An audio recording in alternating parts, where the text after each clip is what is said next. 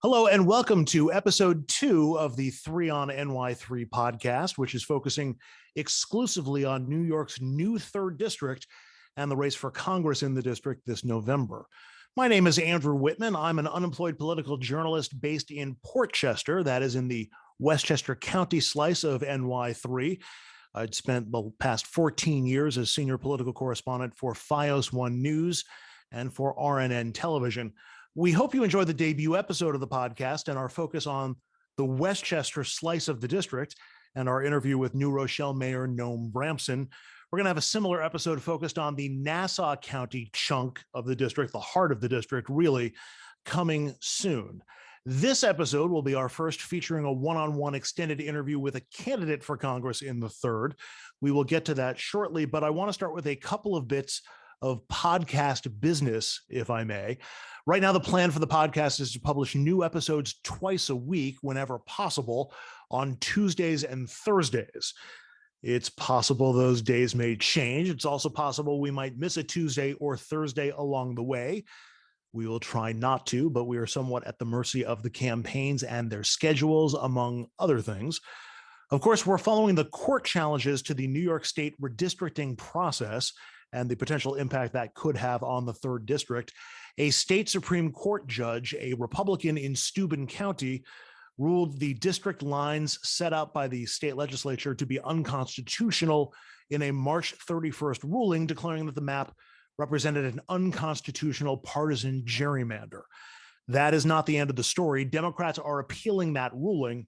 And given that we're already 2.5 months away from primary day, the most likely outcomes appear to be that the ruling will either be successfully appealed and then nothing will change, or that the election in 2022 will be held along the current district lines, the new district lines for 2022, and then or the court orders them redrawn for the 2024 election.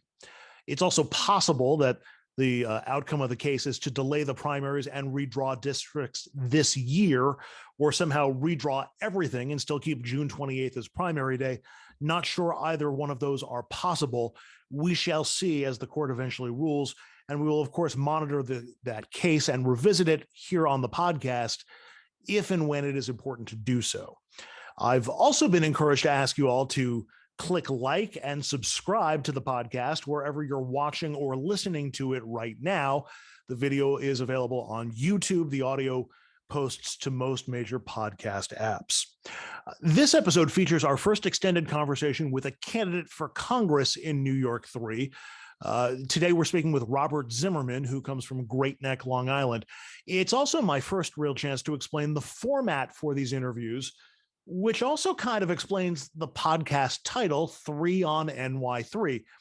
One of the challenges that I faced in my years of political coverage is finding the airtime to dedicate to a deeper look at important issues.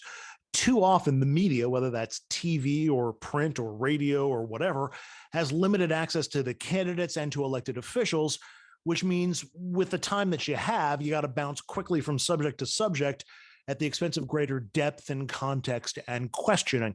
That's one of the big reasons I launched this project. So our candidate interviews, including today's, are broken into 3 different segments, the first 2 of which are focused solely on individual topics chosen by the candidate. And it is going to be interesting in the days and weeks to come to see what topics are chosen and why by which candidates. So we focus on those 2 individual topics for 20 minutes each. The 3rd topic, or rather the 3rd segment, is all mine. And since you apparently can't take the TV out of the TV anchor, or at least out of this TV anchor, I endeavored for some reason to jam a number of different subjects into that 3rd 20-minute period. I'll leave it to you to decide how it turned out. We will end each interview with a questionnaire that I plan on asking of every candidate who appears on the podcast. So enough of me for now. Now to me and Robert Zimmerman, Democratic candidate for Congress in New York's new 3rd district. Robert Zimmerman, thank you so much for joining the podcast and for being the first one to go. Thank you. Great to be with you, Andrew. I'm thrilled by this podcast. I think it's so important, both from an informational standpoint and from a way of creating voter awareness and voter participation. Just thrilled you're doing that. Thank you. Do you prefer Robert, Rob, Mr. Zimmerman? What's your preference? Certainly not Mr. Zimmerman. That's still my father for sure in my mind. Robert's fine. People Okay. call me Bob or Robert. Robert's fine. And then, and I don't believe you and I had ever met before Never the have, Sound no. Shore Voter Forum. Yeah. You and I met in the waiting room as we were beginning to get ready for that forum. And you never know what's going to happen in a new setting. And I wasn't running the stream or anything like that. And you just had this attitude in the waiting room that was like, you know what, if this whole thing crashes, I'm fine with it. And I told your staff, that's what I'm looking for in a first guest on the podcast. Well, something, it comes from doing media for a number of years. I've been a television commentator on the different networks, advocating from the Democratic progressive standpoint. But also, when you're in business for 33 years, as I've been, you learn to roll with it. And somehow it works out. Well, let's get into it. Before we start the timer on our first topic, I'm curious, tell us a little bit about yourself and what sparked your interest in and your passion for public service. It's a great question. And it's one that I never really discussed in full till I became a candidate, or really as I was thinking about becoming a candidate. When I was growing up on Long Island in the suburbs in the 70s, especially the late 70s, it was a very difficult time to be a closeted gay kid. It was a lonely time to be gay, especially in the suburbs, especially during that period leading into the AIDS pandemic. And for me, political passion grew out of my activism, grew out of that experience. I used to go to the diner to avoid going to the school dance, and I have to admit not having a date. It was those kinds of experiences that created a sense of isolation in my life. And while the theme of the day, the answer of the day was conversion therapy, which I was never going to do, kind of hard to shake the thought process and what people were sharing with you at the time, the loneliness of it. And so for me, political activism, it gave me a voice, it gave me a mission, if you will, and a purpose. And that was very empowering. And like most good Democrats, my first political experience was protesting in front of Democratic headquarters. And so that's typical of a lot of us Democrats starting out. But the bigger point is, it brought me to the protest lines, it brought me into the environmental movement, brought me into causes that became very defining in my life in those days, and ultimately led me to my congressman's office, where I became an intern. And I had a chance to connect with people who also felt unseen in society, unheard. It was veterans who were trying to get mental health counseling or job training, seniors who were feeling very isolated, looking for support and guidance, how to get through the maze of Social Security. And as I continued, I became a senior member of my congressman's staff, that time Congressman Lester Wolf, worked on the Hill for a number of years, worked with Congressman Jim Scheuer, have a very close relationship with Congressman Gary Ackerman, who I was very close to for many years, worked on many projects with him. He got me for free because I was building my business at the time. But throughout my career, as I developed my business, I always felt a certain mission about political activism. I became a member of the Democratic National Committee, now there for 22 years, and worked hard to dismantle the superdelegate system, get corporate money out of politics. I'm still working on that. In my campaign, I refused to take political action committee money. And then, I guess through referrals, I started getting called in to go on the different networks, CNN, MSNBC, and Fox as well. And it led to a very important education, how to stand up to the demagoguery, the misinformation that dominates the media. It gave me a chance to reach people I wasn't able to reach before. And so my activism was defined by locally knocking on doors, my work around the country as a DNC member, all my activism was voluntary. I'm very good at finding non-paying jobs. And then of course, my work in the media. So that sort of created my political activism for me, my advocacy. Let's translate that to 2022 and the race for Congress. Why are you running for Congress? And why would you be a better representative for this new 3rd district than any of the other Democrats who are challenging in the primary? Well, I'd like to define my candidacy by who I am and what I've done and what I'm doing. I think that speaks to why I'm the most qualified and most able to lead in this congressional district. I really, frankly, I was always on the other side of the equation. I was raising money around the country for women and for gay candidates and for Democrats taking on the right wing. I was knocking on doors for local Democrats. I was oftentimes the guest speaker for local Democratic committee groups and candidates who were not getting a lot of attention from the party structure. So I was always very comfortable advocating for others. And when the congressional seat opened up, I really had to give, I've always had a dream of being in public service. I've always loved the institution of the House of Representatives. And many of my friends in political life contacted me and said, you always talked about this. If you don't step up now, you never will. And there's a role you can play. And so when you think about what's at stake, this Congress is the most defining to our country, and we're facing the most profound issues, in my view, since the Civil War. Our very democracy is on the line. Our rights and freedoms are being threatened like never before. Andrew, just in the first 3 months of this year, there have been 525 pieces of state legislation put in place, 525 proposals to diminish or abolish Roe v. Wade, 250 proposals in our state legislatures around the country to undercut or diminish voting rights, or gives local state governments the authority to overturn the will of the people. And certainly it's an issue I feel very deeply as a member of the LGBTQ plus community. But there are 240 bills now in front of our state legislators to don't say gay, or in many ways bring back the era of discrimination against the LGBTQ plus community. I mean, just that alone made it very clear to me that this is a very defining time for our country. It also is a time of great opportunity. I have been very immersed in the issue of infrastructure as being very defining and important. It certainly is important to the 3rd Congressional District, our communities and our residents. And so we have an opportunity now through the infrastructure bill that was passed to bring in a new era of clean energy jobs that are union jobs, of putting in places so many important efforts, not just for our roads, our bridges, our tunnels, and expanding broadband, but to also put in place programs to protect our environment, to address the climate crisis. There's more we have to do, but there's great opportunity with that. So I felt empowered and mobilized to stand up, and the response I've been getting has been very gratifying. I've been very honored by it. It wasn't my aim to cut you off just then, but I know that infrastructure is going to be one of the topics that we get into in greater detail. Just one more question about you and your background before we get started. You're professionally, you've worked in public relations, more or less. And there's a trend in politics, almost a thirst among the electorate for what I'll call authenticity among public officials and elected officials in particular. Some people may see public relations as the antithesis of authenticity. It's sort of the massaging of the messaging and things like that. Any concerns just about public relations or a lack of authenticity, or you're not concerned about that because you're bringing your own authenticity to the race? In other words, Andrew, you think the Democratic Party is so good at messaging, they don't see any need for improvement. Well, no, but there are professional messengers who could theoretically do that. It's not about being a professional messenger, and it's not about public relations. My firm, just first of all, is an advertising, marketing, communication, social media firm.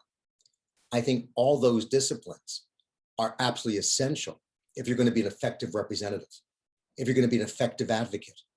And frankly, if you look at the Democratic Party's track record on messaging, I mean, it's more like they're more in group therapy than they are communicating a coherent message. And so I'm very proud of the fact that I've been asked by groups taking on the NRA, advocating for against gun violence. They asked me to go on the air and speak up for them. Advocates of Planned Parenthood have asked me to go on and speak up for their issues. These are issues that are critical to my life. So when Planned Parenthood leaders ask me to be out there speaking up for them, or people standing up for gun safety, or folks dealing with environmental injustice want me to speak up for them, I'm honored to do it and proud to be there, standing up for a strong, safe, and secure Israel. That's been a very important part of my life. So the issues I'm talking about, it's important as we address these issues that we communicate in a consistent, coherent fashion. And so, yes, there are people in every profession you can define as slick. And we all know that. But it's not about being slick. It's about being credible, sincere, and thoughtful. And frankly, as you look as my campaign's developed, I'm the only candidate running who's received endorsements from major political organizations and advocates and political leaders in every part of this congressional district. And I can run through a long list, but I invite your viewers to go to zimmermanforcongress.com, and you can see the endorsements from, for example, in Westchester, honored to be endorsed by the Town of the Mamaroneck Democratic Committee, which gave me 58.5% of their vote. and Supervisor Jane Elkin-Eney of Mamaroneck, or former Supervisor Nancy Seligson, or my first endorsement from Mayor Tom Murphy of the village of Mamaroneck. So all of these individuals have been we have many others we're going to be rolling out, but Westchester has been very welcoming to me, and I'm very grateful for that. And it really reflects the type of endorsements we're getting throughout the rest of the district. In fact, Amy Siskin, who's a remarkable woman, she's a accomplished author and advocate for women's issues, through a gathering for me at her home and just endorsed me recently. So I was very grateful to have I know Amy Siskind, the list. Yeah. We've crossed paths many times before. Very proud to have her endorsement. Yeah. All right, so we're going to shift on to topic number one, and I'll start the clock, the 20-minute clock on the topic, which I asked your staff, and the first topic that was up for discussion was gun violence protection. Mm-hmm. Seems like an easy to comprehend issue, but I want to start by having you define the problem, why it's your top issue, at least for this podcast, and personally how the issue either found you or you found it. You know, it's an issue I wanted to talk about with you because in every community I've been to in this congressional district, and it's really an issue I've been involved with for many years of my life, but I see it acutely as a candidate for Congress. Every community I speak to, parents, local businesses, people in every walk of life, the issue of gun violence, the fear of gun violence, the fear of their children not being safe at school, it's an issue that confronts all of us.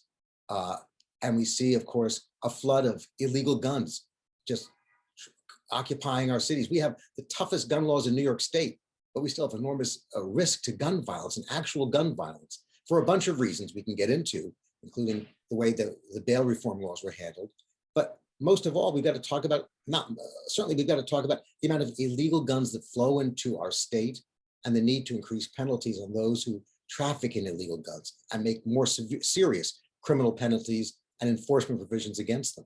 So what brought me to this issue, frankly, was my life growing up on Long Island and the experiences we've had on Long Island. A woman I admire greatly, former Congresswoman Carolyn McCarthy, came into public service because her son and her husband were shot at, and her husband was killed ultimately in what became known as the Long Island Railroad Massacre, where a gunman opened up with an illegal gun and just killed many people on the railroad car, coming home from from work and from the city to their families and to their lives. And of course, never got off that train alive. And Carolyn McCarthy went on to go to Congress to take and she wasn't planning to run. She never wanted to run for Congress. And a member of Congress at the time committed to work with her to fight gun violence. And he turned on her and supported the NRA. And that got her focused on running for Congress. She defeated him and went on to have a great career in Congress. And she made great accomplishments in addressing the issues of gun violence. And I'm very proud to have Congresswoman Carolyn McCarthy's endorsement in my campaign. And then, of course, we've seen the tragedy of gun violence play out in so many aspects of our lives, affecting so many communities of our lives. And most recently, we saw another great Long Islander, Linda Beagle Schulman, come forward. Linda Schulman's son, Scott Beagle, was a celebrated gym coach, a celebrated educator in Parkland, Florida. Really someone who was revered and treasured his students, and he was revered by them. And when a gunman entered into the Parkland school and started shooting people randomly, Scott Beagle put his life on the line. The protocol was just have the kids quiet down, close your classroom door. Instead, Scott went to the hallway and brought 30 school children into his classroom for safety. And in the process of protecting those children, he was shot in the hallway and murdered in cold blood. Just a tragic, tragic murder. And then I saw Linda Schulman, and she became so empowering to all of us because she then took action to take the next wave of efforts to deal with gun violence.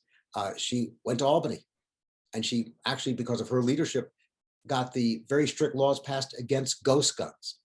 Those are guns that are assembled with parts without serial numbers that can't be traced, and they're sort of homemade manufactured guns. And the laws were very weak in New York on them. I mean, you can't buy a blender today without a serial number. You can't buy anything without a serial number. But these were guns you could purchase without serial numbers. And these were guns that were assembled with all sorts of at-home parts, if you will, parts that could be assembled manually. And she performed great heroic leadership in that regard. I've worked with her closely. And of course, her foundation, named after her son, has been great because it takes children who've been impacted by gun violence and gives them a camping experience.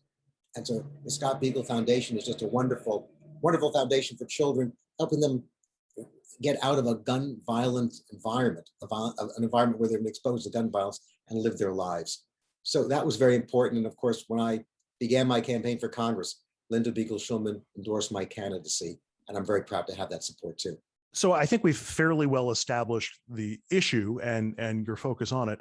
What's your solution, particularly on the federal level? You are running for Congress. So what would you like to see enacted federally that would help deter or prevent some of this gun violence that we've seen sweep across the country? And how do your proposals differ from the other Democrats running for the seat in New York 3, or from Democratic orthodoxy in general? I think most Democrats support some version of gun control or implementation of gun safety laws. I'm glad that's a really important way you frame that question. It's very good. First of all, it's not just most Democrats. You're talking 85 or 90% of our nation wants to have stricter background checks on guns. So people can't buy guns through online or buy them through gun shows and have loopholes in the laws so they can assemble weapons. Most people want to make sure terror suspects aren't allowed to buy and collect firearms. Most people believe that ghost guns should be banned or assault weapons should be banned, and high capacity magazines should be banned. So this is not just a Democratic issue, it's a national issue.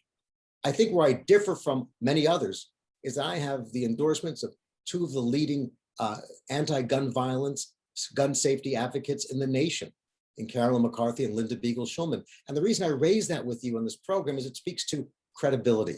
It speaks to validation. Everyone's going to say they're for gun safety. Everyone's going to say they're against gun violence. That's a good thing. But there are very few candidates. Certainly in this campaign, I'm the only candidate who has the endorsements of people who've been leaders in the field, who know my credibility and my knowledge of Washington and my ability to get it done. So how do we move forward? First, it's important to recognize we have made real progress. The Brady bill was a real achievement. At one point, we had banned assault weapons, and there's more we can do for sure. But frankly, it's going to take creating a public pressure and a public climate to get the agenda moving forward. One of the problems I have is that, when you see those bumper stickers that say, I'm NRA and I vote, they're not kidding around. They are people who vote on the issue of defending the NRA. And we've got to make sure that we're building an electorate that makes ending gun violence a top priority.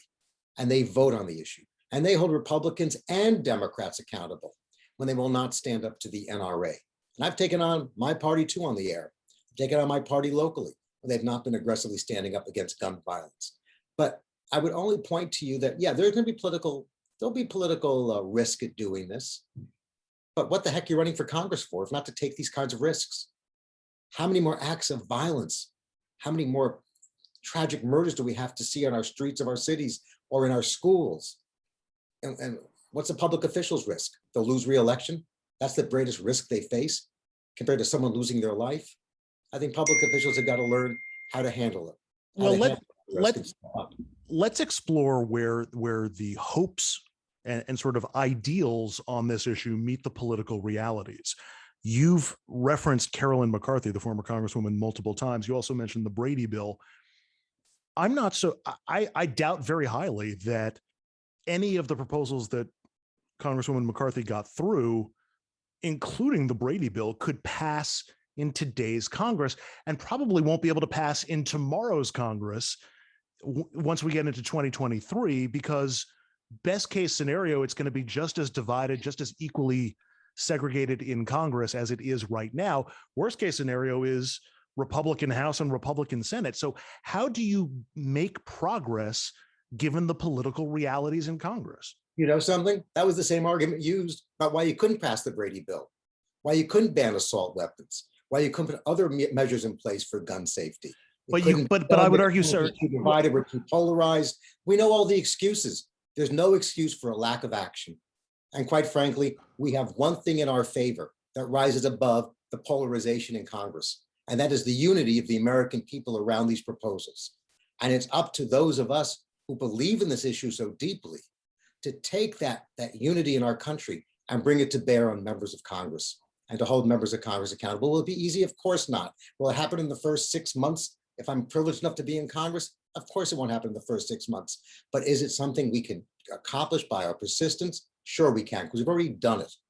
I think back to John Lewis when he was asked about, what do you do when you're defeated on a bill? He said, you just keep going at it. You keep fighting for it. You keep moving forward. And that's what we do. So it's launched the good fight in Congress. I mean, the political realities, again, the good fight. It's launching the good fight with the will of the nation behind you, with a record of having made achievements, and the fact that it's imperative that we stand up, not just for a good fight, but to save lives. But again, with all due respect, the current makeup of Congress, nothing on the gun front has been able to get passed. And so you've wind up defaulting to state laws, which are sort of making it easier in a lot of places for people to get access to guns. Are there things that President Biden should be doing? By the way, you're seeing President Biden take initiatives. For example, holding gun manufacturers accountable for dangerous advertising and marketing. You saw that with a major, you saw that with a major lawsuit that was just recently settled. Because gun manufacturers were held accountable for very irresponsibly promoting weapons of war. So you did see the Department of Justice play a very pivotal role in that regard. And so I think that's the point. You can use the tools of the Department of Justice. You can use certainly the power of the Congress as well to put a spotlight on these issues. So I know how difficult the odds are, but I'm telling you, I can't think of a more profoundly important fight to wage. And frankly, we have seen victories in the past. We can use the Biden presidency. We've seen victories in the Biden presidency on this. In particular, how they went after a major gun manufacturer. Had to pay a monstrous fine, which was a powerful message to a lot of gun manufacturers. It doesn't begin to deal with the concrete substance I'd like to address, but there's no question we can get there with enough public pressure. There's another hurdle in the federal government right now, increasingly when it comes to gun safety, and that's the Supreme Court. The Supreme Court in the Heller case essentially established, really for the first time, that every American has the right to have a gun in their home if they should choose. And there's a Supreme Court case that they argued this term that we're waiting on a decision on that could allow concealed carry all over the country, including in New York State or even in New York City, where it's been specifically outlawed. How do you get around the Supreme Court, which could then invalidate any of the efforts that you might be able to get forward in Congress? That's a problem we're going to face. And hopefully it won't be as severe. I think the court is more political than people appreciate.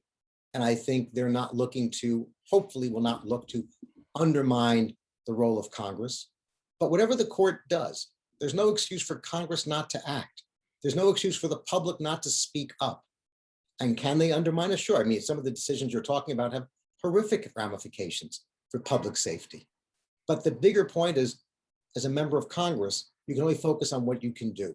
And what you can do is use legislation, build public opinion, and mobilize support.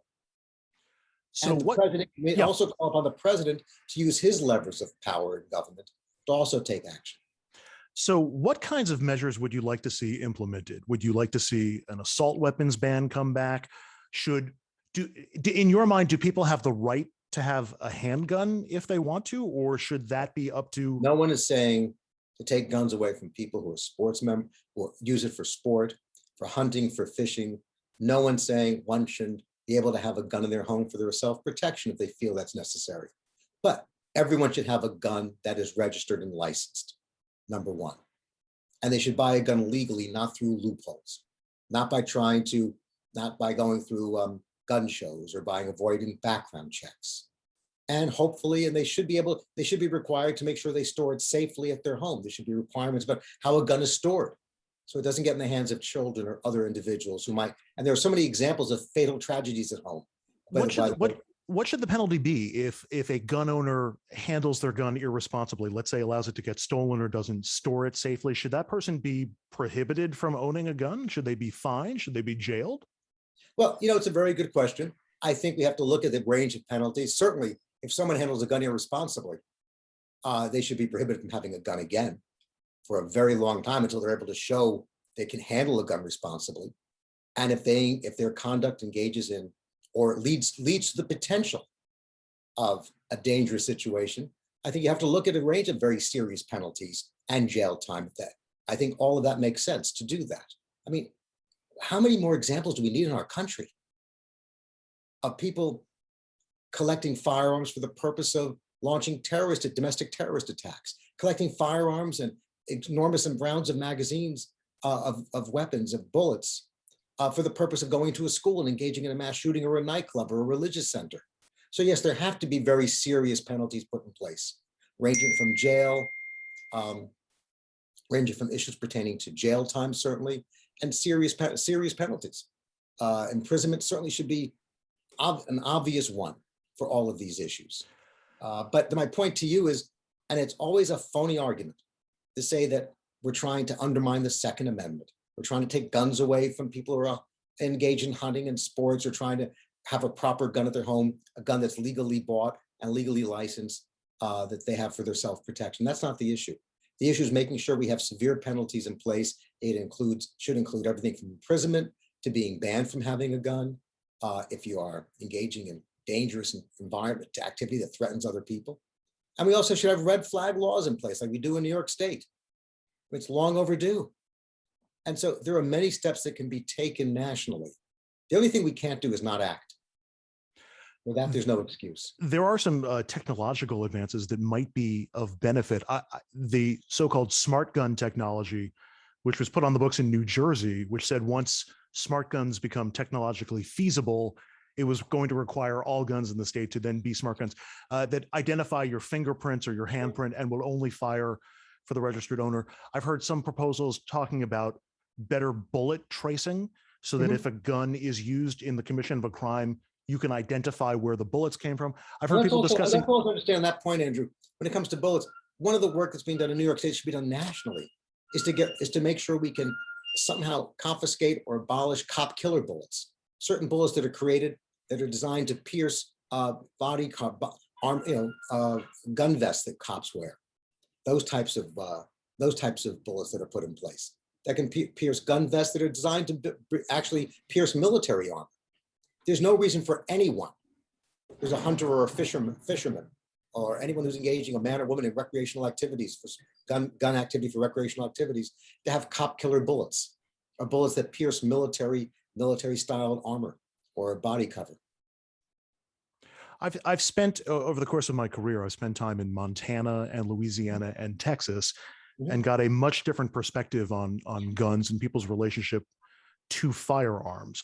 What works for New York doesn't necessarily work for Montana, doesn't necessarily work for Texas. Have you asked the folks in Montana if they want terrorist suspects to buy and collect firearms? Have you asked the folks in Montana? You might get some honest pushback on what the definition is of a terror suspect, because I think our government does a pretty good job of nailing them and putting them on a list. Okay. And at one point, I get it. Not everyone's going to agree with me, but that shouldn't make us shy away from the discussion. And what you're highlighting is perhaps the greatest problem in our political system. Not every issue has to be addressed with a poll. Not every issue has to be addressed by worrying about, well, there's going to be pushback. Of course, there's going to be pushback to what I'm talking about. And that's part of the challenge and responsibility of governing. Part of the job of someone in public life they're not there to read the polls. They're there to provide the leadership and help educate and engage the public. Sometimes you're going to win the argument. Sometimes you're not going to win the argument. And maybe you're going to lose your seat because you're standing up against gun violence. I get it. A lot of people who voted for the assault weapons ban, they lost their seats. But look at the lives they saved. And I think, quite frankly, you look at the way public opinion is developing. If Democrats mobilize, if the people in our country mobilize, and we vote on this issue, like the NRA supporters vote on their issue, we can make a lot of changes legislatively. Understood, but this is an issue where you're sort of pitching an idealized version of what you'd like to have done. In a perfect world, I would like to do X, Y, and Z. I'm just trying to figure out where that intersects with the political realities of the moment, and where the potential election of Robert Zimmerman to Congress, what that might actually lead Hey, look, to. let's be very clear about Yeah. it. If you're not in favor of gun safety legislation, if you don't support anti-gun violence legislation, if you support the NRA, you're not going to be voting for me. I get it. Or maybe you'll find there are other ways you can connect with me on other issues, perhaps. But the reason I bring this topic up on your show, this is an issue worth standing up for. It's an issue worth reaching out to the public and educating them. And I have every confidence that in our congressional district, we're going to win on this issue. Because frankly, when you talk about, I go back to it, banning, for example, the ghost guns, standing up for greater background checks, going after high capacity magazines. Why should anybody have that? Only to cause massive violence and massive damage. Holding gun manufacturers accountable for false advertising that incites weapons of war to be purchased. My goodness, strengthening the laws to go after people who are trafficking in illegal guns in our streets, putting greater penalties in place. I know the gun manufacturers don't want to see that in place because it's bad for their business.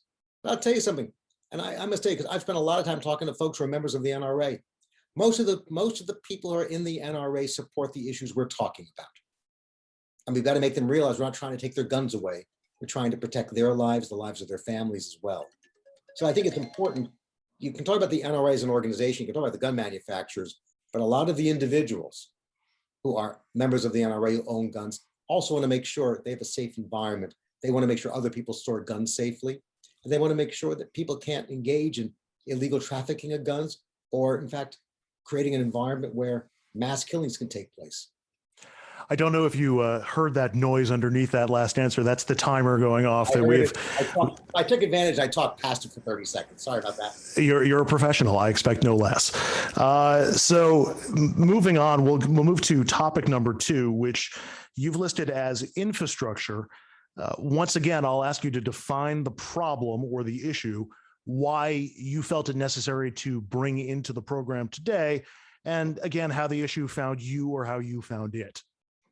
You know, it's an issue. Well, first of all, the issue has found all of us. Every one of us who's had a flat tire in a pothole. Everyone who's driven over a bridge and wondered, my goodness, am I going to get to the other side?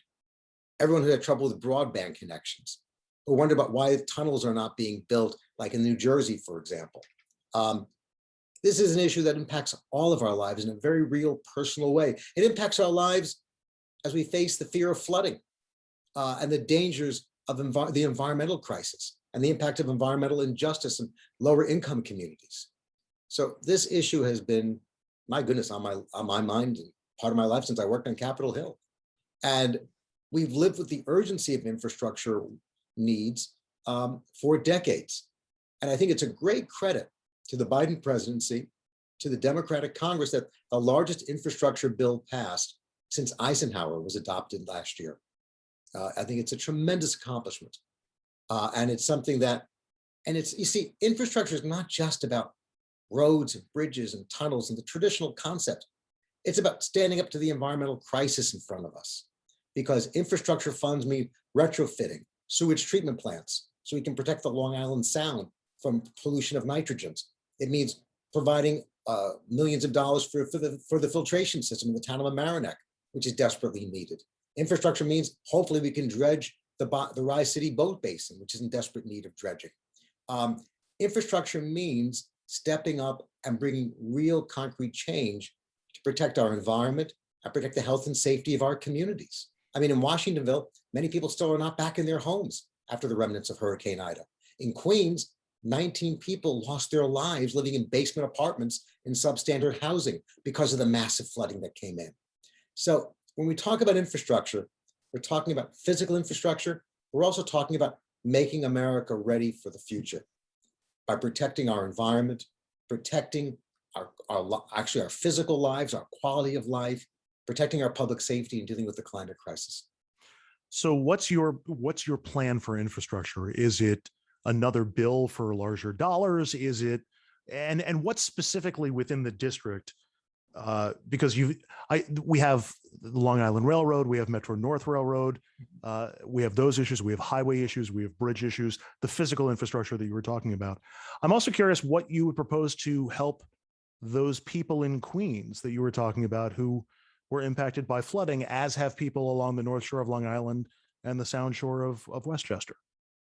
Well, just to that point, there are so many examples of projects where the present infrastructure bill can make a difference. And if you look at, for example, I mentioned before the filtration system of Mamaroneck. Goodness, you could look at the flooding that we experienced all along the Sound Shore district, that we saw firsthand in Washingtonville, we saw in Queens, we saw certainly in the Bronx and on Long Island, which impacted homes that were many times destroyed. People had to be evacuated. So you see the purpose, the environmental aspects of it, but also in terms of moving forward on so many new projects that can be put in place that would produce jobs and a new economy. And let's face it, we've got to be prepared to deal with the new economy that we're confronting. For example, I mean, you talk about for example, the opportunity to create clean energy jobs. And I think that's something that are union jobs. That's going to be essential for our future. I mean, look at what we're experiencing right now. We're all dealing with the price of gas going up at the pump, but the price of wind, turbo, and solar hasn't gone up 1 penny. And so it gives you a sense of the need for that. That's why in my campaign for Congress, I've called for a Marshall Plan for clean energy union jobs.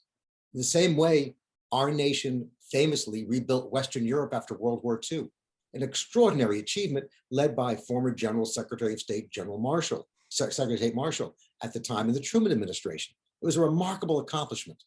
We had to have that same kind of focus so that every region of our country, there were programs putting in place, clean energy jobs being built, people being trained to hold these jobs, people being trained to be ready for the new economy. It's a great job opportunity, and it's also a way to save our environment and save our planet. And it's also the future. So we've got to be prepared for it. We can't keep counting on, we shouldn't be counting on fossil fuels to survive for us. So infrastructure, and that's a really critical point, because I will not take funds from fossil fuel executives. I've made that very clear in my campaign. We've got to start transitioning to the future. But also, I've got to tell you, I think infrastructure also means an improved economy. And I think we lose sight of that. It's not just about the traditional way we define infrastructure. For example, the old United Hospital that's in that we have to address in Portchester. I mean, this is an area they're talking about zoning it for housing and zoning it for commercial. It's going to need funding for sewers, funding for infrastructure to make that project work. And so I think that project in Portchester, if it comes to pass for the old United Hospital, which is a massive complex, as you know, that's going to be a very important infrastructure initiative to pursue. Likewise, we got to make sure we get the funds to complete the link and for Penn Station access.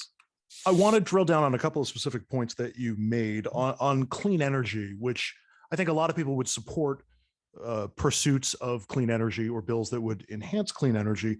But the reason why the Biden infrastructure bill was only $1.2 trillion, which is less than half of what the administration was looking for, is because Republicans objected that the definition of infrastructure had begun to creep into areas that they said weren't really infrastructure. Their definition was more bridges and tunnels. How do you make the argument that clean energy is an infrastructure issue as opposed to an energy issue? I ask everybody to go fill up their gas, take their car to the gas station, fill it up, see what the price it costs for you at the pump, see how we're at risk to these kinds of fluctuations in the marketplace, how it puts our country, it becomes a national security issue for the world. The idea that so many European nations are threatened by losing access to Russian oil and gas. So infrastructure means, actually, it's a national security issue when you move to clean energy jobs, green jobs, as they say. You move towards clean energy jobs and make sure they're union. Let me tell you, it's a matter of our national security. It's a matter of protecting our environment. It's a matter of protecting our planet. And so that's why, yes, first of all, the first infrastructure bill that passed was a remarkable achievement. I mean, Donald Trump talked about infrastructure week, every week of his presidency, he never got anything done with a Republican Congress. Couldn't move it forward because they really didn't care. It was a soundbite, not a mission. So I think here we're seeing real achievements. And I want to go back to this too. When you talk about infrastructure, if we're going to provide the kind of support we need for local governments, for their sewage treatment plants, provide the infrastructure assistance for Portchester so they can do something with the old United Hospital, and maybe make it into a viable economic engine for the region to help it. If assuming the village of Portchester wants to pursue that, you need to have infrastructure funds to provide road access, sewer treatment, etc. So all that plays a role. But if you look at what they call the human infrastructure agenda, that, by the way, negotiations have just begun on that again, and parts of it may go through. I'm not sure how. We've seen that movie a few times, you and I, but Senator Sanders and Senator Manchin and their staffs are actually meeting with each other about it. But why is it an economic engine? Because if you have universal child care, that puts over 2 million women back to work because they can now go back to their job. Think about what the pandemic did to so many families, where their children were home trying to do remote learning, people were working from home, and the challenges people faced in their jobs, people faced in their daily lives, the challenges their children faced. So universal child care is essential. Restoring the child tax credit pulls 40% of our children out of poverty. How defining and important is that for a family to be able to resume a productive life? So elder care. All of us who've had elder parents and understand the enormous responsibility that it takes. For many people, they have to leave their jobs to care for their parents. And that's understandable. That's the reality of life. And so having elder care in place, all of these put people back to work, build our economy, and even someone who's an inflation hawk like Larry Summer, who's been quite critical of the Biden administration, pointed out this is the way to deal with inflation. This is the way to deal with building our economy. Certainly laudable proposals, and I think there would be a lot of support for them. I just wonder if it would be complicated by labeling them as infrastructure and pursuing them under that umbrella, as opposed to trying to pitch them directly. Something, it's an interesting question, Andrew, but I would say to you, first of all, putting them together under the umbrella of infrastructure, I think, is a productive avenue. And much the way you look at the Roosevelt New Deal era. I think it's very, the Great Depression underscored so many great tragic failings in our social safety net. And out of, of course, we had child, and out of the tragedy of the Great Depression, we have put in so many great reforms, unemployment benefits, Social Security, the 40-hour work week, and end of child labor laws. The initiatives of the New Deal in response to the Great Depression was very defining and very important for building our country and moving it forward. And I'd make the same case to you that after going through the horrific tragedy of this pandemic, we've seen the vulnerability of our social safety net, the weakness of it. We've seen how so many families, not just lower income, middle class families, working families, were decimated by this pandemic. And so if we have an opportunity now to rebuild our economy by protecting these families, we should take it. Now, we're not going to get all of it done. We both know that. And maybe the first initial proposal was too much. And it wasn't just Republicans. We had 2 Democratic senators who played a critical role in blocking it, which I thought was reprehensible. But there may be a way to get some of this done. And it may not be everything we want, but it certainly will be an important step forward. One of the biggest environmental concerns for the district, it's also an infrastructure concern, and it's something that you've addressed in setting up the issue, is things like flooding, protecting the district from house flooding. The entire district borders water off the Long Island Sound, whether you're talking Queens and the Bronx or Westchester and Long Island.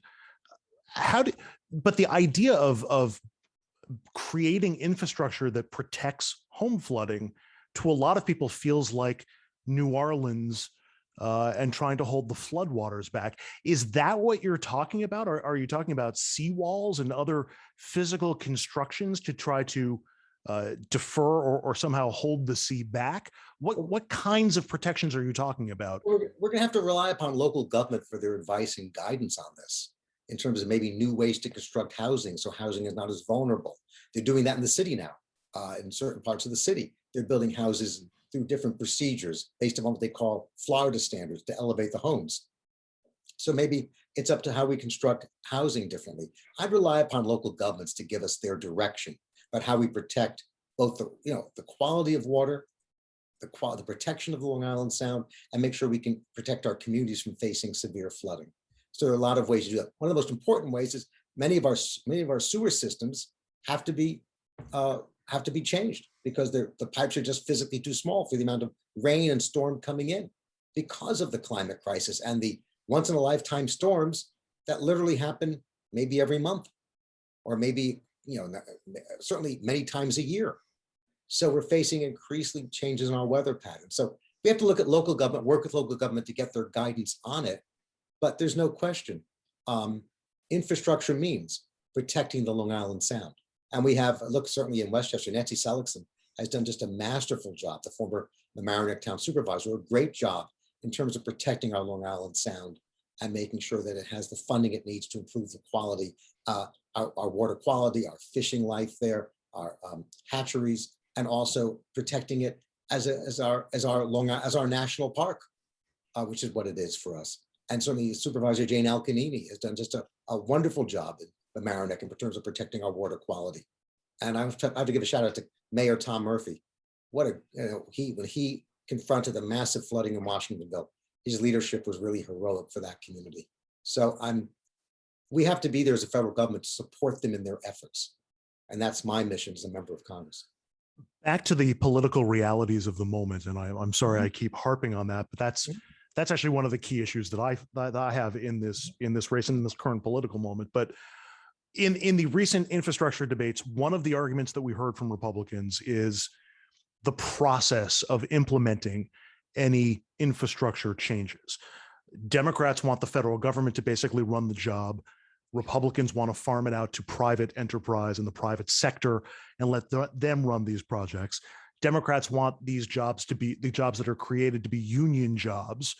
Republicans are saying, well, let the private sector determine for itself, which invariably means non-union jobs if it can possibly do it. How important is the process of implementing infrastructure changes? Would you be willing to vote for a bill that had everything you wanted in terms of infrastructure changes, but that it favored the private sector and non-union jobs, or is that a non-starter? It's not just a non-starter. It's not a realistic bill that will ever be implemented. If it's not going to create private sector clean energy jobs that are union, then it's never going to succeed as a piece of legislation. Because what you're talking about is turning this over to local governments without any oversight or controls of how they spend the money or where they spend the money. And you're talking about a bill that will never meet its mission. So, let's understand, you talk about what the Republicans want versus what the Democrats want. The Republicans don't want it, period. They have all sorts of rationalizations and excuses. They want to make sure it's appropriated through a block grant, or they want to give it to the local governments, or they want to make sure, God forbid, it's union. They always have excuses. But when the Republicans had the White House and the Congress under the Trump presidency, and Donald Trump, of course, campaigned as the great builder, the businessman, the deal maker, they never moved on infrastructure. They couldn't have cared less. So let's not get caught up in their spin. Let's look at the reality of the facts. They have traditionally voted against you. The last Republican was for infrastructure was Eisenhower. That's the last time we got a bill done. So let's understand the reality here is that they're not going to get any real infrastructure goals by counting on the Republicans or by trying to respond to their spin, because they'll always have another example of why it shouldn't pass. And So what I find most interesting, by the way, is that after the infrastructure bill was passed by the Democrats in Congress and the president without one Republican vote in the House of Representatives, you had many examples of Republican members of Congress taking credit for the bill. that they did. They did it all over the country. Sure. They knew it worked, they know it was needed, and they know the American people wanted it. So we have to call out the hypocrisy, stop responding to their games and their spin, and make it clear. If this is going to work and be an effective infrastructure bill, then we have to have clear priorities from the federal government. We have to have strong oversight. We've got to have union jobs, and we've got to make sure it speaks to the needs of our local communities. I'm going to broaden out a little bit here, just because it seems like that divide in our government right now speaks to a lot, because what you're basically saying is, let's wait until let's pass this with just Democratic votes. No, I'm not. I mean, because Republicans are going to come on board anyway. We don't know that. It's going to be a long time waiting for that to happen in all likelihood. You know something? Last time I checked, and I haven't done a national analysis of this, Andrew, but you got to work with me on the analogy. These tragic storms, these dangerous weather patterns just don't impact Democratic communities. They also impact Republican parts of our country too. And the high temperatures, the increased temperature of our water isn't just impacting Democratic regions, it impacts Republican regions too. So therefore, this is not a partisan issue, nor should we let it be one. What we have to do is make sure that people all over the country demand action from their representatives. And frankly, I don't know a Republican who wants to see their home destroyed in massive flooding. I just don't know of one. I don't know a Republican who wants to deal with who wants to accept the realities of the climate crisis. My goodness, in the Trump administration, every 10 years, they do a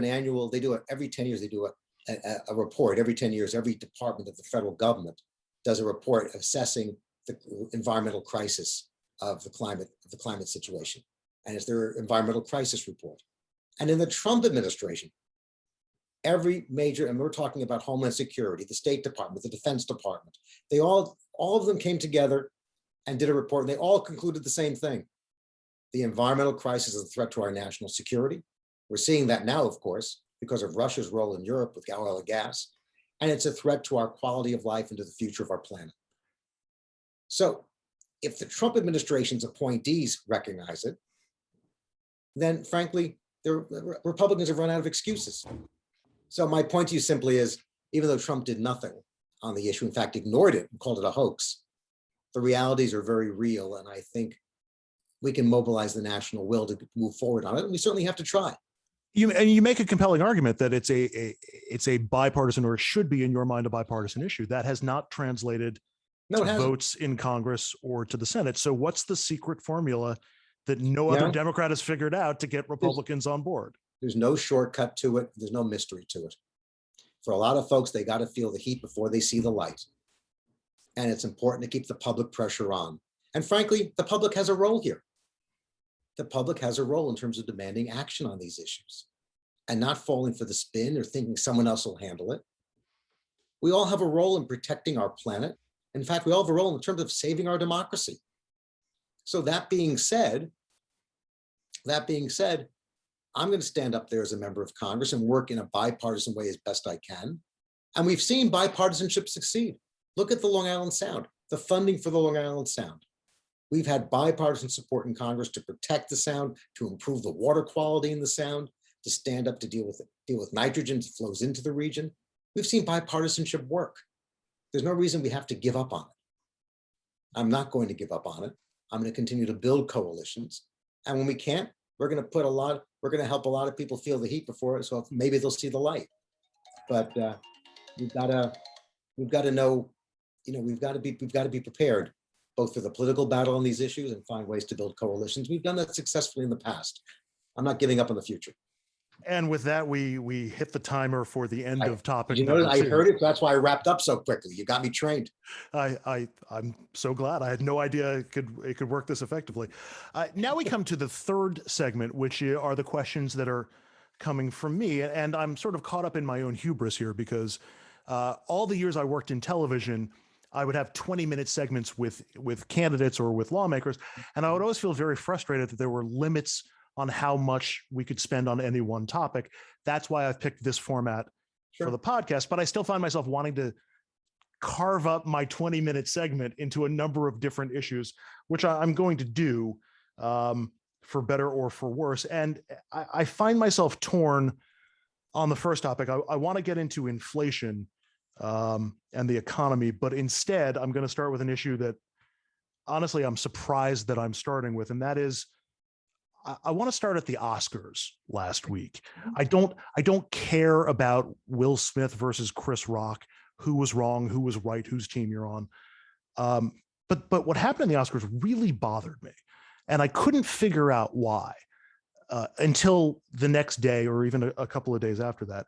And it's because it feels so similar to what we've seen across our society. It seems like there has been an increase in anger and violence in this country and disrespect of others and selfishness. And I think I caught all of that from the Oscars, but it didn't feel that far removed from some of these anti-maskers that we saw losing their minds in stores when they were told to put masks back on and being confrontational, or the so-called Karens calling the police on strangers in their neighborhoods, even some very progressive-minded people, or protesters protesting members of Congress or elected officials while they're eating dinner and things like that. And I just feel like we've gotten very confrontational with each other in a way that's not helpful, and in a way that harms our politics as well as our society in general. And I'm wondering if you agree, and how you think we get past that as a society. You know, first, just so there's no confusion by anybody possibly watching and listening to me, I'm on Team Chris Rock, period, end of story. Okay. It may have been a bad joke. He may have not known that Jada Pinkett Smith had alopecia. It may have been poorly, he probably didn't know that. But the bottom line is, bad joke or not, offensive joke or not, there's no excuse for assaulting anyone. There's no excuse for any act of violence. And so I am very much on Team Chris Rock, but you raise a bigger issue. And that is, and I think, and I know that my Republican friends will roll their eyes, but deal with it. We're dealing with the results of the Donald Trump era. We're dealing with a climate where people, and Donald Trump led us in that, led our nation to that climate, where name calling, acts of violence, bigotry and racism became mainstream discussions, became accepted dialogue, making fun of people who were physically challenged, mocking people who were war heroes just because he differed with them, diminishing and attacking our treasured governmental institutions, mocking the FBI or the Department of Justice, his assault on our generals because they differed with him, or the CIA, or many of our other branches of government that we look to, our institutions that give our country security. If politics is a part of this, are Democrats partly to blame also? I mean, everything has become so hyperbolic in our politics that, you know, a Trump administration is going to kill Americans is an argument that we get a lot. Everything seems so ramped up. Do we need to sort of take the edge off some of our political rhetoric? I think you have to look at the issue honestly and work how it came about. How did this vaccine become politicized? How did wearing a mask become politicized? How did it happen? Because you had the president of the United States mocking people for wearing masks, making it look like an act of weakness. A president holding super spreader events that resulted in people dying. I mean, one of the great miracles of America was the creation of this vaccine, and was done, and it happened during the Trump presidency. It happened, in my view, due to the creativity and ingenuity of American business, and our government also. And I'll have no problem saying the Trump administration supported these efforts. But the bottom line is, so we had this vaccine, and why wasn't Donald Trump out there advocating that every American have it, instead of playing into the mindset that it might be dangerous to do? Even though he had the vaccine, by the way, he got it secretly. Why didn't he get it publicly as an example? So you can't just say it's both sides and the hell with it.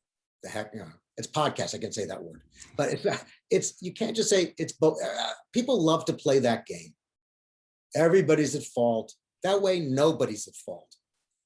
We've got to call out Democrats, and I have when I felt they've been wrong. We've got to look at the Trump administration and Donald Trump in particular for even assaulting our democracy for his own political agenda.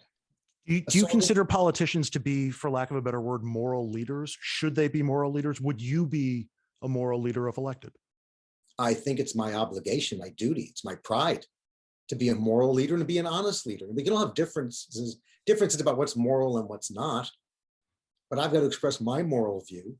I've got to express it honestly and directly and hear what people have to say in response to it and live with those consequences. But moral leadership should not be controversial.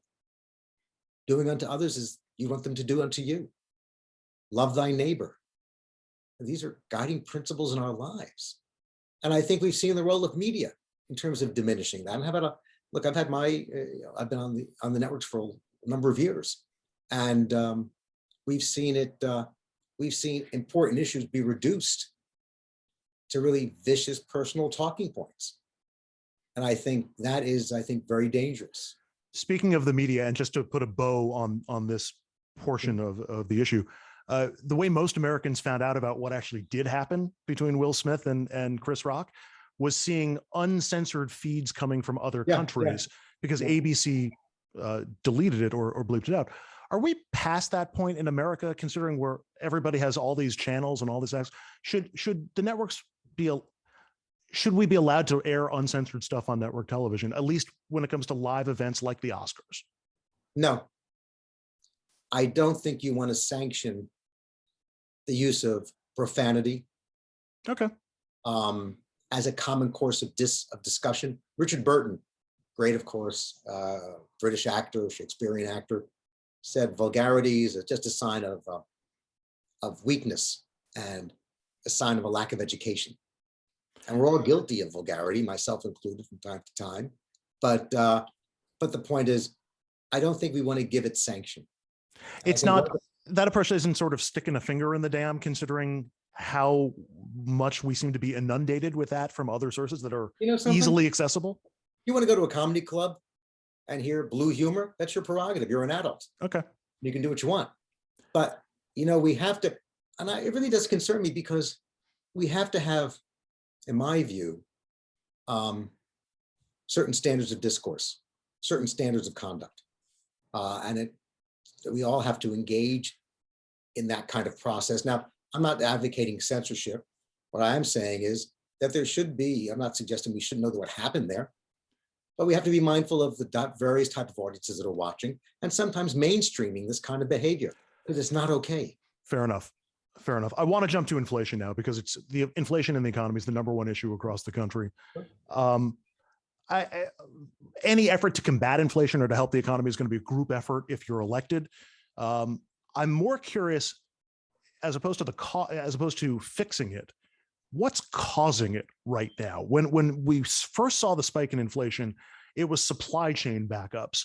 Not hearing that much about supply chain backups now. Is that still the problem? What's causing the inflation? Look, we came roaring out of the pandemic.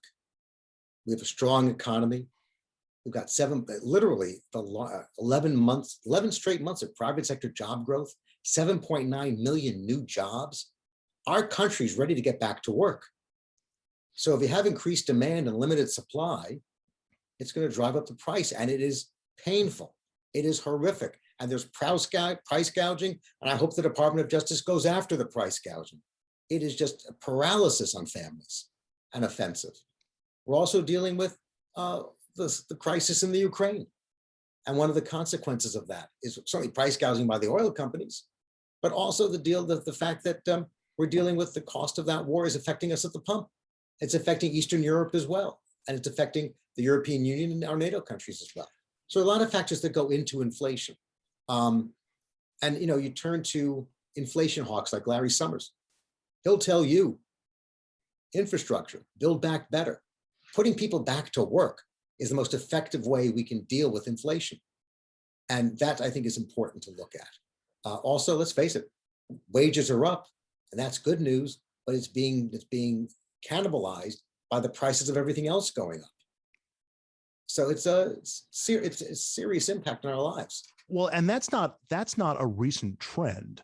That's one of the things that I was able to find is a study that says that real wages for Americans have not really significantly increased since the 1970s. Right. And in fact, the earning dollar is just a little bit more now than it was in 1964. Was one of those that the other one is that 64% of Americans now say that they are living paycheck to paycheck. And that's actually down. So that's terrifying. It's terrifying. And don't discount how many Americans rely upon their Social Security as their major source of income. It's a terrifying time, even though we have this strong economy. And we've got to understand the pain people are in and the panic and the fear they're in. And let's not forget how many of them lost their health insurance in the pandemic on top of everything else. That's why I'm for Medicare for all, because we have to guarantee health care for every American. It's long overdue. So there are real crises here you're outlining, for sure. We've also got our district spans counties that have some of the highest real estate costs in the country. And then you add to that property taxes and things like that, so that people in their 20s and 30s, unless they're working in the highest possible earning jobs, are almost shut out of becoming a part of these communities. How do we address that? You know, in every county I'm in, where this district is 5 counties. Yeah. Okay. In every county, the same topic comes up: workforce housing, affordable housing. It's not just for young people, it's for seniors who want to stay in the communities they grew up, they lived in, they built their lives in. And there has to be and I think you'll see, and this is part of Build Back Better, part of infrastructure, creating affordable housing, workforce housing. It's for young people, it's for teachers, it's for police officers, it's for firefighters, it's for nurses, it's for small shop owners. It is essential if we're going to save our main streets and save our communities. So housing is a very pivotal issue for our country and for our congressional district, without question, for the issues you raised. And frankly, you know, you talk about inflation. One of the ways, and I go back to this, if we're serious about addressing inflation, and it's, you know, granted, there are a lot of cyclical factors to it, the government's role is minimal on some levels, but if we're serious about addressing it, we address it by, in fact, building our economy, putting people back to work. That is, by every analysis, from no matter what spectrum you speak to on the political level, the answer. That's why it's critical that Republicans join with the Democrats on Build Back Better and create more opportunities for people to go back to the workforce. Want to switch topics again, because that's what I do in a TV segment. Right. I'm absolutely terrified for transgender Americans right now. We know the violence rates that they face. We know the suicide rates that they face. And now it seems like they've become the last group in America that it's okay to single out, at least by a segment of the population, to mock or insult or discriminate against, and to do so openly. And that is spreading.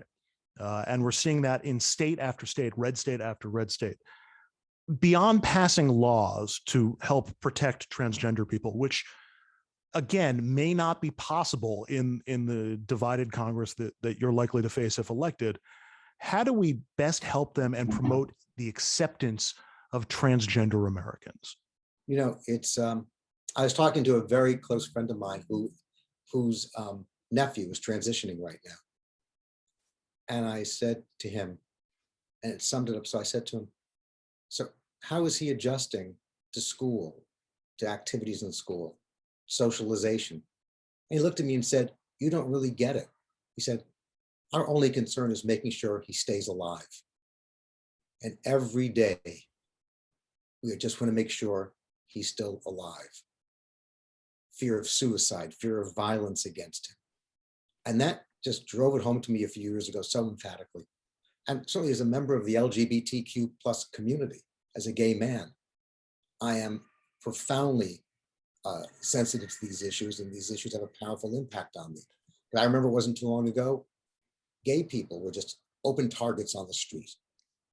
And I think one thing that's important, that I think is worth reflecting on, is the fact is I spent a lot of time in my congressional district working with members of Congress like Grace Meng and Councilwoman Sandra Ng, who's the first Chinese American sitting in the city council from Queens, Councilwoman Linda Lee, who's the first Korean American serving in the city council. And whether you're in the gay community or the AAPI, Asian American Pacific Island community, whether you're in the Black or Hispanic community, whether you're Catholic or the Jewish community, we're seeing record heights of violence against the Jewish community and acts of anti-Semitism, anti-Semitic incidents. We're all in this together. And we've got to understand that. You know, education is such a powerful tool, because then we cease to become the other and we all become one.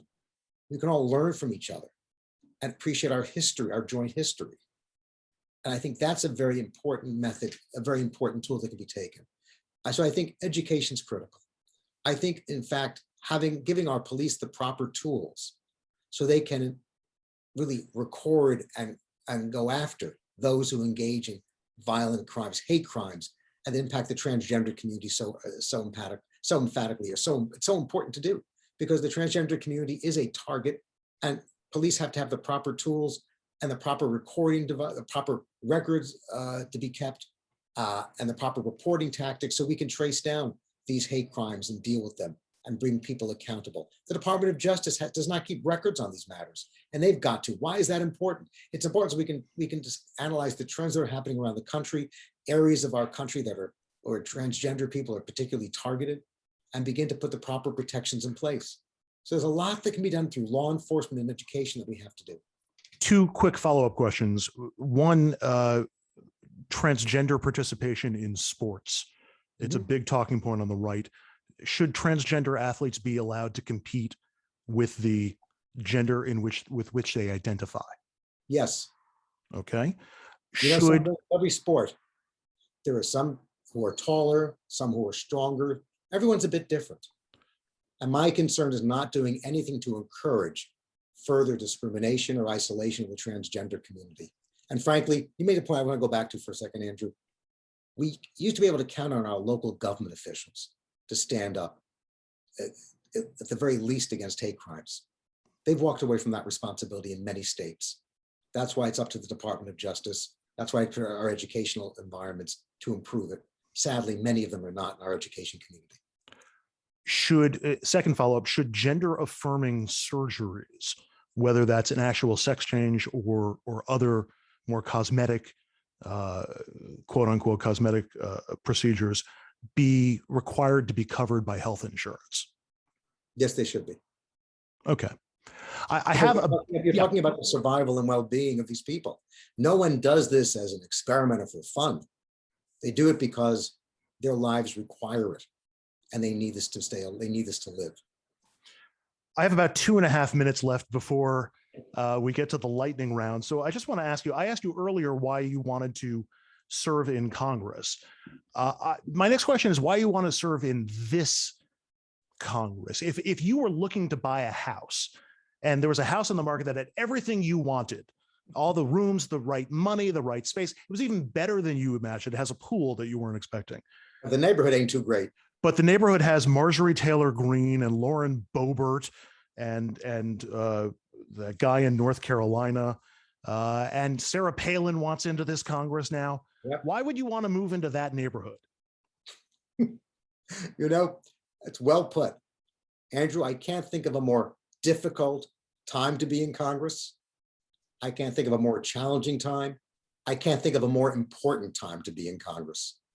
Just because they're in their neighborhood. I'm not prepared to give up the neighborhood to the QAnon members of Congress and the right-wing demagogues and those who literally want to undermine our democracy, those who defend a domestic terrorist attack against our capital, those who literally want to just undermine our Constitution and destroy our democratic way of life. So I'm not prepared to give up the neighborhood. So if elected, what kind of congressman do you envision yourself being? There are some who seek elevation inside the party and work sort of in the backgrounds, either for leadership or for other advancement. Others want to get deals done and work behind, away from the cameras. Other people are more mouthpieces and are looking to, and there are roles for all of those people. They all serve the greater good, if you will. Some more than others. That's true. How do you see yourself if elected? What kind of congressman do you see yourself as? I don't regard Congress as open mic night at the Improv. I'm not going there for group therapy, to vent. I don't need to go on TV. I'm not going to Congress to make a point. I'm going to Congress to make a difference. And I think that's what matters. I look at members of Congress like Congresswoman Nita Lowey as just an inspiring role model to me in terms of the type of leadership she brought to the nation and to her congressional district. She was also great at bringing dollars back to the district and bringing progress back to the district. That is part of the job. I look at Congresswoman Grace Meng, Senator Chuck Schumer. I look at people like George Latimer. My goodness, sitting with George Latimer is like a master class in good government. He proves that the best type of politics, good politics, is driven by being good, by being a good governmental leader. He's been an inspiring figure. So that's the kind of Congress member I want to be, as someone who's going to be there on the job for my constituents. And the alarm on that topic went off right as we were talking about George Latimer. I'll have to give him a call and let him know that it's not personal. And with that, we're going to move on to the lightning round. These are a series of 13 questions that I intend to ask every candidate who comes on this podcast, I'm not going to let them know in advance unless they're watching the podcast, but I did let you know about them in advance because you're going first. But even you, I'm putting on the hot seat because I only told you about 12 of them. Okay, very good. We'll see where we come to in all of this. So these could be short answer, but they probably shouldn't all be, including this first one, because the winner of this election, the winner of this primary, is likely to be in good position to hold the seat, perhaps for a decade, if the district stays the way it's currently shaped. So if elected, what steps will you take, perhaps above and beyond what the law and ethics rules require, to ensure to voters that you are not profiting from your position if elected? Well, first and foremost, I'm going to sell my 50% of my firm. I've been a partner at ZE Creative Communications for 33 years. I will completely divest myself of any ownership of the company. Secondly, I'm going to make sure that I'm going to support the strictest legislation that's being produced. That it's very, I think, very important to make sure that there's no insider trading. There are a number of very good bills put in place to avoid any issues of insider trading or even accidental knowledge. So my funds will be, I'm not sure what the proper legal word is, maybe it's called a blind trust, but it'll be something totally separate from my life. And my funds will not be in any way, whether it's in a blind trust or another format, will I have any role in the investment process of my investments. So you'll hold off on trading individual stock if I elected? don't do that anyway, quite frankly. Okay. My funds are with a bank and they're managing it for me. So I don't engage in that practice. We'll discuss that off camera about ways to increase those funds. I could use some advice. It's a profoundly serious issue. It is. And it's one where, whether it's legally a blind trust or it's done legislatively, I am not at this stage of my life going to Congress to do anything but be in Congress. I don't want to get that in the way. By the way, one other thing I got to correct you on, Andrew. Yeah. This is a district where 81% of it voted Republican last year. This is not a lock. This district is not a lock. It's not a safe seat. The Bronx and Queens voted for Curtis Sliwa for mayor, and go figure that. And Nassau and Suffolk swept Republican. Westchester stayed Democratic, to their great credit. But if we have candidates engaging in polarizing, divisive rhetoric, which we're seeing already from one candidate on the right wing and one candidate on the left wing, we could easily lose this seat. So we have to be very mindful of advocating progressive values and speaking to mainstream community audiences. I would argue that turnout rates are likely to be significantly different in a congressional year than in a year where the top races were mayoral and county executive. But I hope you're right. But that's a debate for a different day. If given your choice, what congressional committees would you want to sit on and why? Interesting. I'm looking at those congressional committees that can have the greatest impact on the congressional district. Everybody wants appropriation and ways and means. I get it. That's not going to happen right away. I think I'd look at energy and commerce as a possible way to look at it, maybe education and labor as an opportunity. I also would look at the Foreign Relations Committee or Armed Services as well, in terms of my two committees. And if I had a chance you never know how the mix is going to take place, but I have to tell you, I'm going to really drill down and hone on veterans and veterans affairs. And so those are the top 5 in my mind: energy and commerce, education and labor, veterans affairs, and then of course, armed services or foreign policy, foreign relations. Assuming that the reporting in mainstream outlets is accurate, should Donald Trump face criminal prosecution? Yes. Should Clarence Thomas be impeached? Absolutely. And both cases, I think, it's not just the mainstream reporting. I mean, both have left a very documented record of their behavior. And I think we also have to realize the Supreme Court's got to be held to ethical standards. Never thought we'd have to say that, but they seem to be above reproach when it comes to conflicts of interest.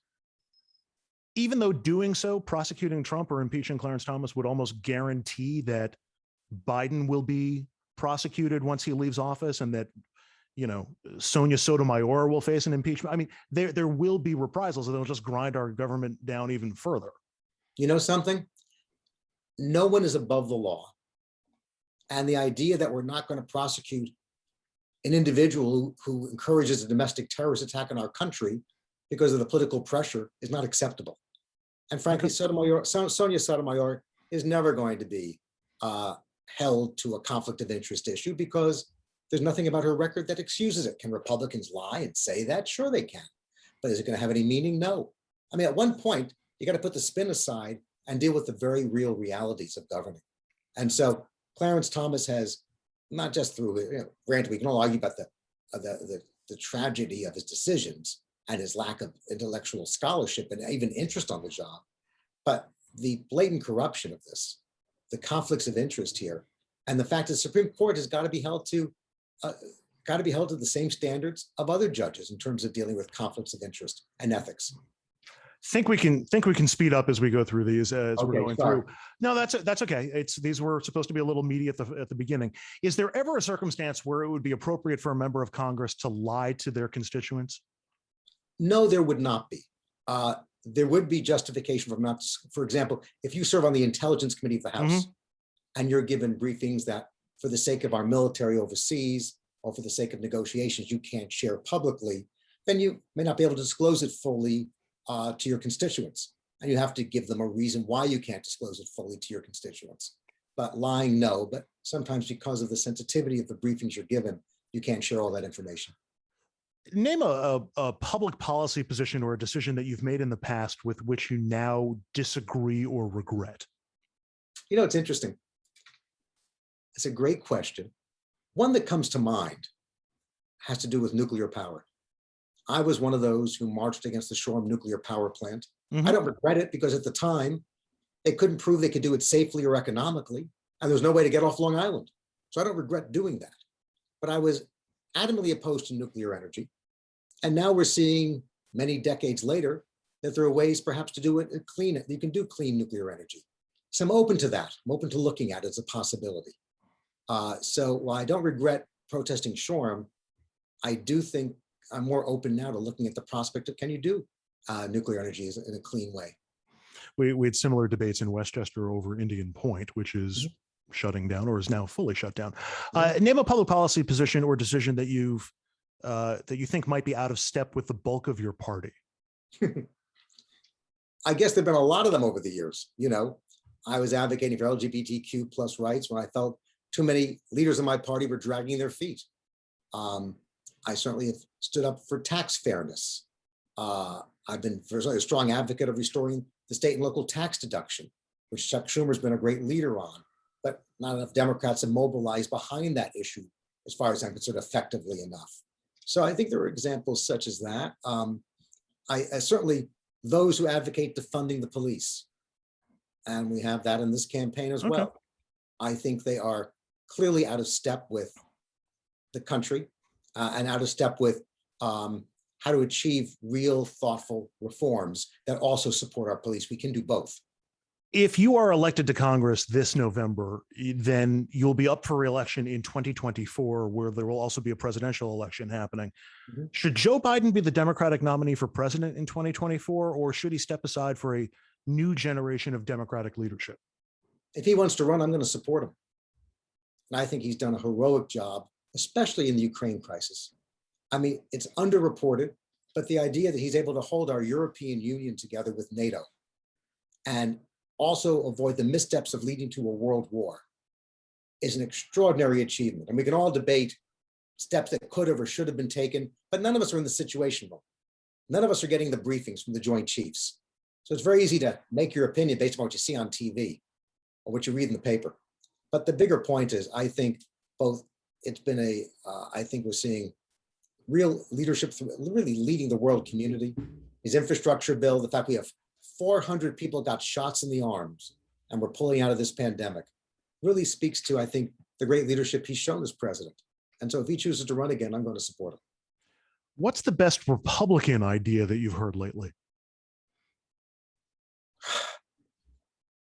I can't think of one lately that I've heard that I admire. I do respect Adam Kinzinger and Lynn Cheney for their work on the January 6th committee. I respect the level of thoroughness and accountability. But sadly, I think of the Republican Party. Many of them were leaders for civil rights and social justice. Many of them worked with Democrats to put Medicare in place. I mean, and many who were conservatives were truly intellectually small business conservatives and fiscal conservatives. The Republican Party today has been defined by Donald Trump's cult of personality. It's void of a philosophy. And I think that's very discouraging. So I would love to celebrate a good Republican idea. I haven't heard one in a long time. Could you ever support Andrew Cuomo in the future? No. How about Al Franken? Yes. I think Andrew Cuomo needs to take time to really show that he can rebuild his life and rebuild his public service mission. There are many great achievements in the Cuomo administration. We have to recognize that, from marriage equality to extraordinary infrastructure accomplishments.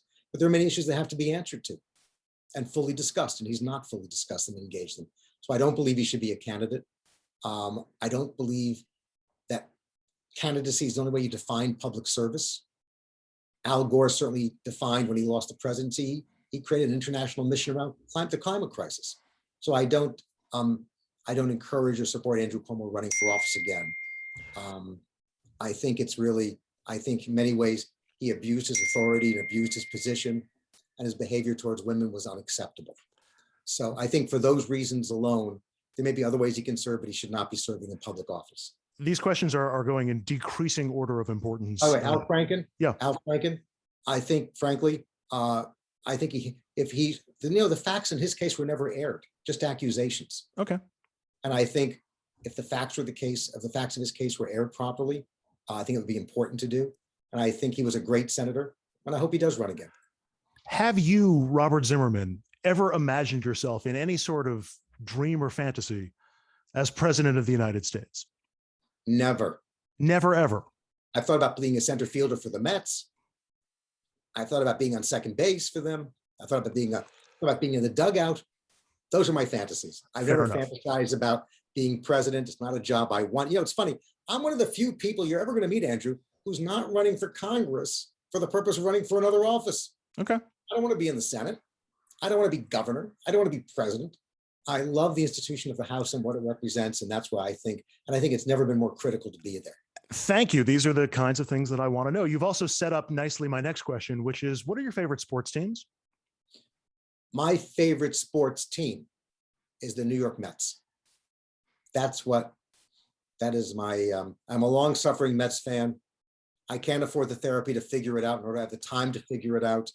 It's just, it's one of my missions in life is to support the Mets. We'll say a little prayer for Jacob deGrom's health. Any other teams you want to mention?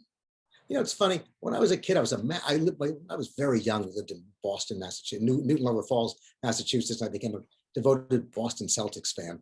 And then that love transitioned over to the Knicks, later the Nets. So I've always loved basketball and always loved tennis. And I must say, I got to give a shout out. I love my New York Islanders. Okay.